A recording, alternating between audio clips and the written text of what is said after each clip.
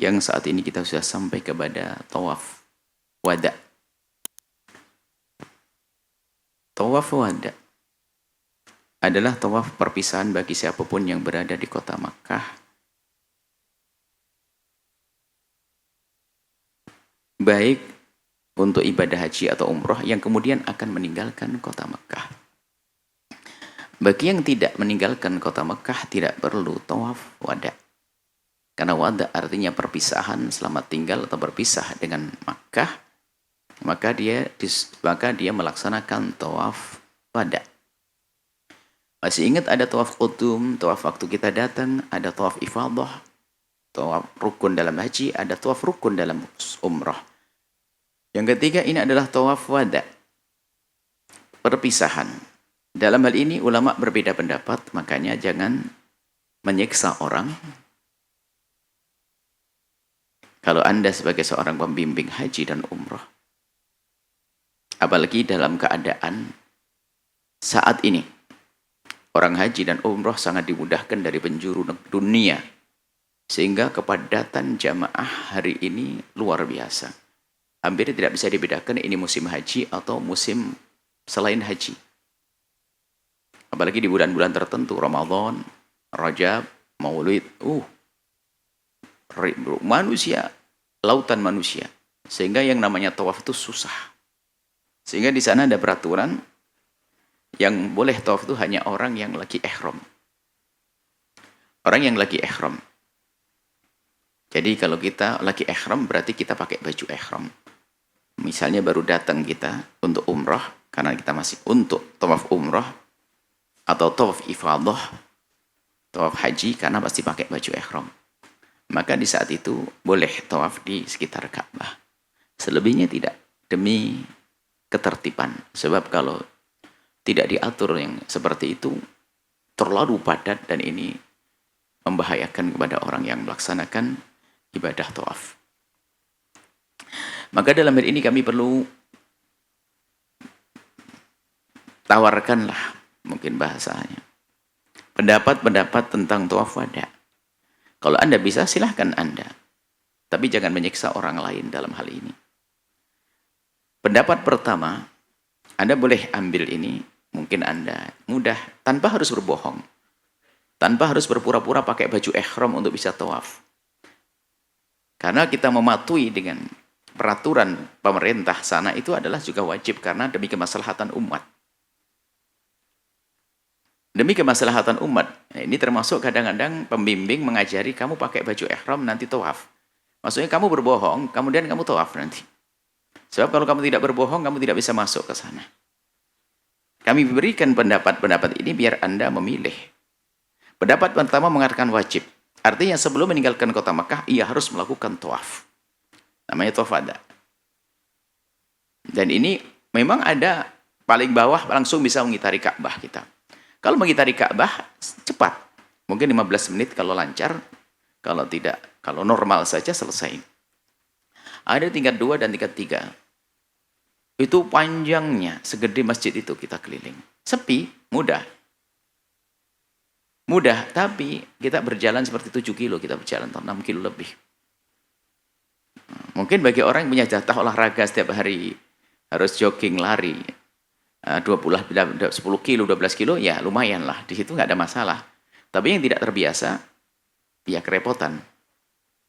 Nah, tidak perlu memaksakan diri. Permasalahan kita ini ibadah itu adalah kurang mencermati makna daripada ibadah. Ibadah itu kan patuh, pengabdian kepada Allah. Termasuk patuh dengan peraturan pemerintah itu juga penting, karena itu demi kemaslahatan. Kalau seandainya semua manusia berbohong untuk tawaf di situ, yang seharusnya dia tidak tawaf di dalam, lalu dia dengan baju ihram, ya tetap saja kepadatan. Ibadah kan tidak seperti itu. Maka ini ada pendapat yang kedua. Pendapat kedua, tawaf wada adalah sunnah. Artinya bagi yang berkeinginan untuk melaksanakan mendapatkan pahala dan tidak berusaha bagi yang meninggalkannya. Ya sudah, selagi ada pilihan semacam ini, silahkan. Perlu kami hadirkan di sini apa? Supaya ada tidak saling menjatuhkan. Sebab mohon maaf, antara travel dengan travel ini, dengan hawa nafsu misalnya, Kalau travel ini sudah bisa tawaf wada, nanti mengatakan, oh itu travel itu tidak pakai tawaf wada. Astagfirullah, bagaimana? Akhirnya menjadikan sebenarnya kan masalah jualan, bukan karena Allah lagi. Jadi dibikin orang nyesel umroh dengan travel tersebut, gara-gara tidak ada tawaf wadanya. Padahal travel tersebut meninggalkan tawaf wada juga atas dasar ilmu. Kalau Anda ingin melakukan tawaf wada, silakan. Tapi jangan siksa orang lain, apalagi sampai ketinggalan rombongan dan sebagainya. Nah, ini adalah masalah tawaf wada. Dan kalau kita rinci lagi sebetulnya, nanti ulama terbagi lagi. Kalau setelah ini pembagian ringannya antara wajib dengan sunnah, selesai. Itu saja yang perlu Anda fahami. Kemudian terserah setelah itu, semoga bisa umrah secepatnya, haji secepatnya. Anda boleh memilih apakah harus tawaf wada atau tidak. Kalau memang normal, oh lagi sepi banget, pas pulangku kok jam habis isya, habis sholat isya kok sepi banget, tawaf wada. Seperti itu. Kalau ternyata, wah nggak mungkin ini, terlalu padat dan sebagainya, apalagi aku harus berbohong. Berbohong pura-pura pakai baju ihram, lebih baik tidak usah tawaf wada. Kita menjalankan kewajiban juga, perintah agar kita menjaga ketertiban. Kan ulama berbeda pendapat. Biarpun nanti ada perbedaan, misalnya kalau haji, jadi yang mengatakan wajib itu adalah memang banyak. Khususnya dalam haji. Karena haji kan tidak setiap saat. Kalau umroh lebih ringan lagi. Ini adalah penjabaran lebih luasnya lagi. Tapi kita tidak perlu ke sana, yang jelas ini adalah pendapat para ulama. Sudah cukup untuk kita jadikan bekal untuk melaksanakan ibadah haji dan umroh. Pendapat kedua ini merupakan pendapat yang tidak dikukuhkan dalam mazhab Syafi'i. Tidak dikukuhkan dalam mazhab kita.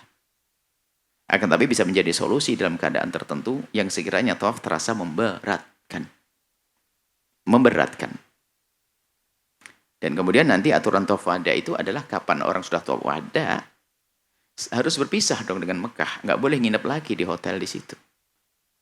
Kalau kita masih menginap lagi, batal tawaf wada kita. Gambarannya begitu. Tapi ini harus ditambahkan ilmunya. Bagaimana orang sudah tawaf wada, kemudian tak taunya, ya nggak jadi berangkat, tidur lagi. Di hotel lagi. Ya tawaf wadanya batal. Akan tapi bukan berarti pahalanya batal loh ya. Jangan menyesal gitu loh. Setelah itu nggak bisa tawaf wada lagi. Sudah. Memang tawaf wada yang pertama tidak dianggap sah. Karena apa? Kita sudah tidak wada lagi. Karena setelah kita tawaf ternyata kita tidak wada. Tidak langsung pergi. Dianggap itu tawafnya adalah sudah batal dengan tinggalnya kita di tempat tersebut. Tapi kan pahala tidak batal. Wong kita sudah keluar tenaga, masa tidak dikasih pahala oleh Allah? Allah Maha Kasih. Jadi jangan gampang menyesal. Ini perlu bijak dalam menyikapi keadaan. Lalu nyesel, wah harus tawaf lagi, tawaf lagi, tawaf lagi. Loh, kalau Anda mau tawaf lagi ya nggak ada masalah. Kalau tidak kan sunnah. Pendapat yang kedua. Terus tawaf yang pertama gimana? Tetap dapat pahala. Jadi mohon dalam ibadah haji ini memang harus punya wawasan luas supaya hati lega. Sebab ciri, tanda orang umroh dan haji itu diterima itu lapang hati. Sehingga nggak bisa melakukan rafat, fusuk, jidal. Sehingga nggak sempat berdebat di sana. Sebab dilarang kita berdebat, dilarang kita ngomong kasar, ngomong yang tidak enak waktu kita melaksanakan haji dan umroh. Sehingga para ulama menjelaskan, jangan melakukan omongan kasar, berdebat. Itu kan larangan. Kemudian dibalik nanti maknanya. Tanda umrohmu diterima, kamu nggak bisa debat di sana. Ngalah terus sama istri iya, enak, sama suami enak. Nah, makanya ini wawasan itu penting, supaya kita tidak mendebatkan yang alasan ilmu.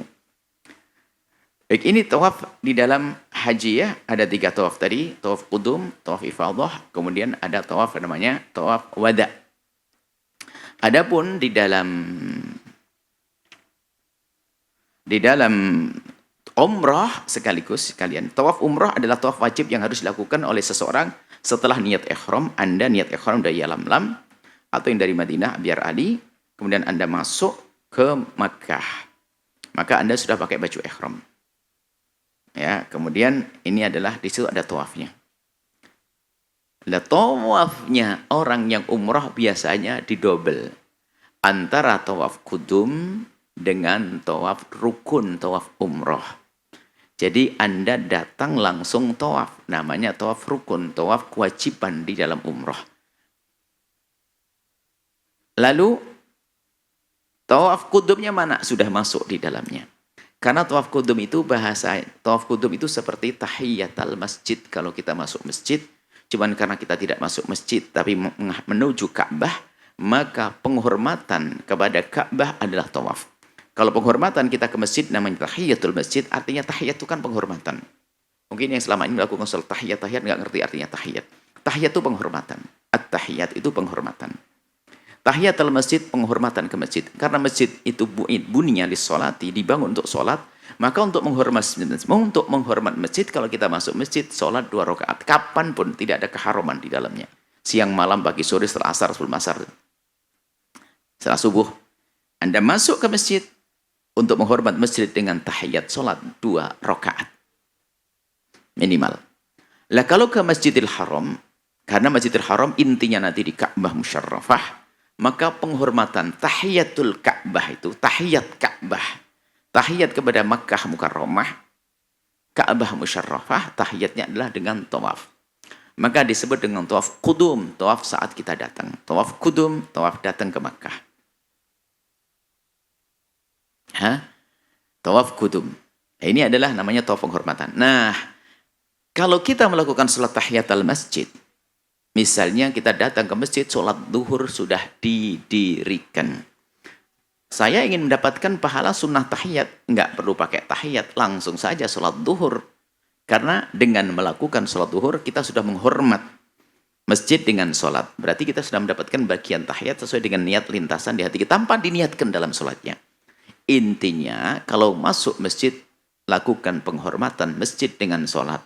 Lah sholatnya duhur, memang pas duhur ya sudah ketepatan. Begitu juga waktu kita umroh, habis kita ambil mikot di Yalamlam turun, naruh barang di hotel, turun ke Masjidil Haram langsung menuju Ka'bah tawaf.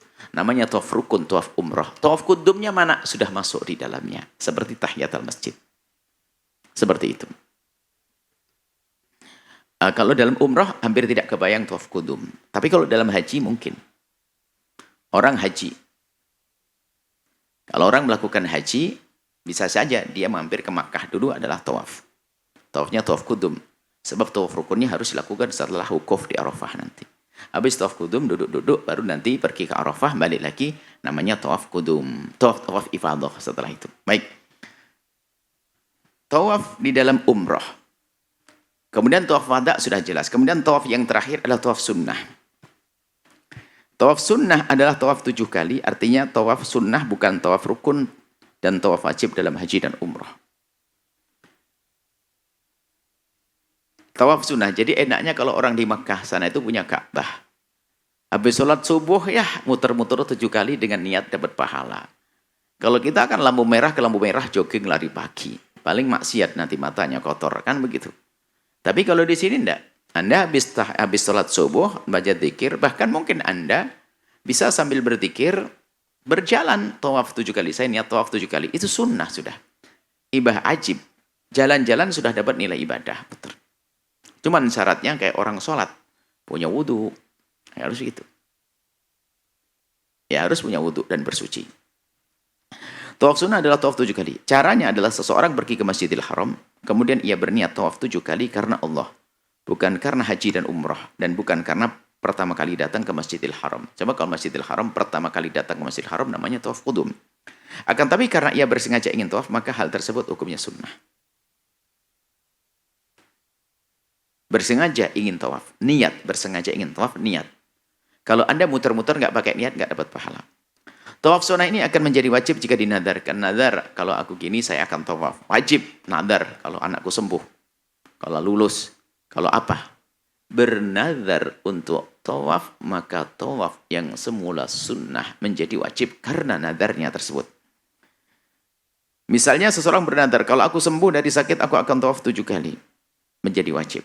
Karena nadar tersebut, maka tawaf baginya menjadi wajib dan harus dipenuhi dengan 7 kali putaran. Baik. Dari 3 macam tawaf tersebut, yang disebut tawaf rukun adalah tawaf ifadah, ifadah dan tawaf wajib dalam umrah. Tawaf ifadah dan tawaf umrah harus memakai baju ihram. Enggak mungkin. Tawaf kudum jika dilakukan setelah berniat ihram, maka menggunakan baju ihram. Jika tidak berniat ihram, maka tidak wajib menggunakan baju ihram. Bisa saja Seseorang datang tidak niat ihram. Nah, masuk tidak niat ihram. Maka dia langsung tawaf saja tanpa baju ihram. Tawaf wada tanpa baju ihram. Bebas, maksudnya tanpa baju ihram mungkin. Bukan harus tanpa baju ihram. Tawaf sunnah tanpa baju ihram. Tawaf sunnah tanpa baju ihram. Ada lagi tawaf sunnah tadi. Jadi kalau Anda tawaf sunnah nggak pakai baju ihram, ya sudah, Anda pengen muter-muter pakai baju Anda ini. 7 kali. 6 yang harus menggunakan baju ihram dalam melaksanakan haji dan umrah adalah kaum pria saja. Jadi kaum wanita nggak usah mikir baju ihramnya, baju yang menutup aurat yang dipakai wanita, itulah baju ihramnya. Baik.